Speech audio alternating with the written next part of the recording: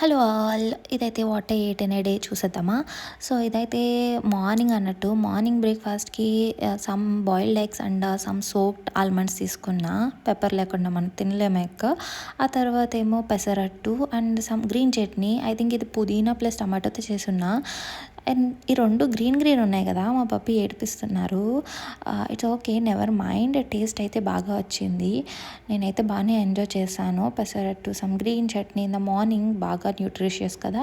ఆ తర్వాత లంచ్కి వచ్చేసి అరౌండ్ 1:32కి brown rice and some methi pappu, papad లేకుండా మనమైతే పప్పు తినడం కష్టమే కదా. అండ్ సమ్ సలాడ్ కూడా ఈ మధ్యనే ఇంక్లూడ్ చేస్తున్నా. చూద్దాం ఎలా ఉండింది అనేది చేంజెస్ అదనమాట. మేమైతే బ్రౌన్ రైస్ కూడా దీస్ డేసే నేను ఇంక్లూడ్ చేసా. అంటే వైట్ రైస్ ఎందుకో తినబుద్ధి అవట్లే. సో మేము ఒక మూవీ పెట్టుకొని క్విక్గా మా లంచ్ని ఎంజాయ్ చేసేస్తాం. వీకెండ్ కాబట్టి అంత కామ్గా వెళ్తుంది. ఆ తర్వాత ఒక స్వీట్, లంచ్ తర్వాత స్వీట్ తినకపోతే నా వల్ల అవ్వదు. సో సెసమి లడ్డు ఇది ఇంట్లో చేసిందే, మా అత్తమ్మ చేశారు. So tasty. అండ్ ఈవినింగ్ వచ్చేసి రాగి జావతో కంప్లీట్ చేస్తాం. నచ్చితే సబ్స్క్రైబ్ చేసుకోండి.